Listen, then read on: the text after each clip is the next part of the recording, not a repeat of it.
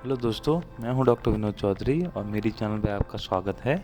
जो इस चैनल पे नए हैं वो सब्सक्राइब बटन को प्रेस कर दें और पास में रहे बेल आइकन को दबाएं ताकि मेरे आने वाले वीडियोस की नोटिफिकेशन आपको मिलते रहें।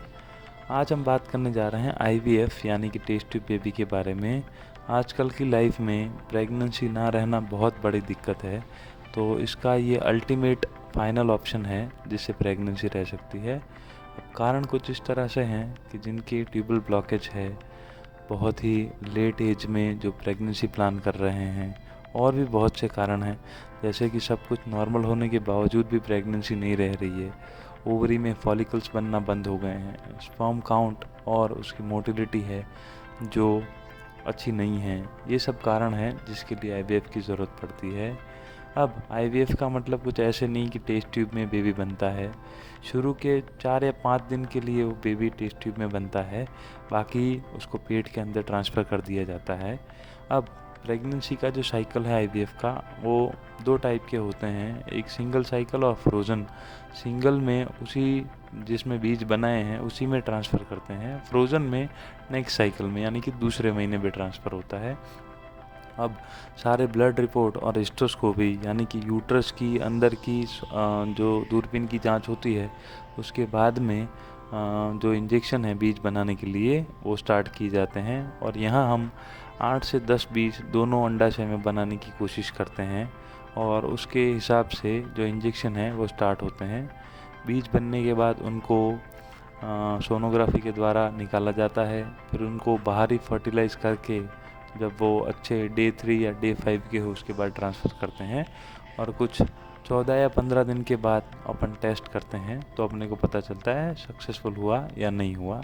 अब शुरू के दिनों में जो डे 3 या डे 2 से स्टार्ट करें तो बहुत से इंजेक्टेबल इसमें पेशेंट को लेने पड़ते हैं, जिसमें से मेन होता है एक एफएसएच करके, फॉलिकल स्टिमुलेटिंग हार्मोन, जो लगभग डे 2 या डे 3 से स्टार्ट करते हैं। और जब तक अच्छे बीज 8-10 बीज हमें नहीं मिलते 18x18 mm के, तब तक ये दिए जाते हैं और उसके बाद उसको फूटने का या मैच्योर होने का इंजेक्शन दिया जाता है। ये सारे के सारे इंजेक्शन मरीज़ खुद ले सकता है, इसमें किसी असिस्टेंट या किसी नर्सिंग स्टाफ किसी की ज़रूरत नहीं है। अब अच्छे बीज बनते हैं जो 18x18 के, उसके बाद उनको सोनोग्राफी के द्वारा पिकअप किया जाता है, उनको एस्पिरेट किया जाता है, बाहर निकाला जाता है। ये पूरा प्रोसेस जनरल एनेस्थीसिया के अंडर होता है, इसमें मरीज़ को बिल्कुल ही पता नहीं चलता, बहुत छोटा सा सिंपल प्रोसीजर है। अब जो एग्स निकले उसमें से मैच्योर एग्स होते हैं, जो अंडे मैच्योर, उनको बाहर फर्टिलाइज़ किया जाता है यानी कि स्पर्म के साथ मिलाया जाता है। इक्सी एक अलग प्रोसेस है जिसमें डेड स्पर्म को अंदर डाला जाता है, जिसकी जो मोटाइल नहीं है। अब जो फर्टिलाइज़ हुआ उसमें डे 3 या डे 5 2 ट्रांसफ़र आते हैं कि 3 दिन का जो फर्टिलाइज एग है उसको ट्रांसफ़र करें या फिर डे 5 का ट्रांसफ़र करें। ये 2 ट्रांसफ़र का प्रोसेस है, कौन सा करें। और जो ट्रांसफ़र है उसमें सिंपली एक सिरिंज के अंदर वो फर्टिलाइज एग लेके उसको यूट्रस में ट्रांसफ़र किया जाता है। बहुत सिंपल प्रोसीजर है ये। और जब ये फर्टिलाइज़ हो गया उसके बाद उनको ट्रांसफ़र किया और उसके 13 या 14 या 15 दिन बाद वो हम चेकअप करते हैं कि ये सक्सेस हुआ कि नहीं हुआ। अब सक्सेस रेट मेनली डिपेंड करता है पेशेंट की एज पे। जिनकी एज 35 या 37 से कम है उनमें ये चांसेस बहुत अच्छे रहते हैं प्रेगनेंसी रहने के। जैसे एज बढ़ती है वैसे चांसेस कम रहते हैं। जिस पेशेंट में कोई भी और फैक्टर नहीं हो, अनएक्सप्लेन्ड इनफर्टिलिटी में इनके चांसेस ज़्यादा अच्छे रहते हैं। जो प्रॉब्लमेटिक केसेस होते हैं जैसे कि एंडोमेट्रियोसिस वगैरह है और कोई कारण है, एजेड पेशेंट है, उनमें इसके चांसेस कम रहते हैं।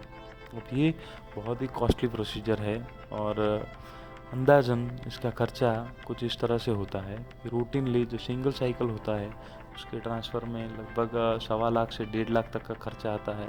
जो फ्रोज़न जिसमें आपको 3 या 4 ट्रायल्स मिलते हैं उसमें 1.5 से 2.5 लाख का खर्चा आता है। ये सेंटर्स के हिसाब से वेरिएबल होता है। और कोई आपको जानकारी चाहिए तो आप कमेंट बॉक्स में डाल सकते हैं। Thank you very much.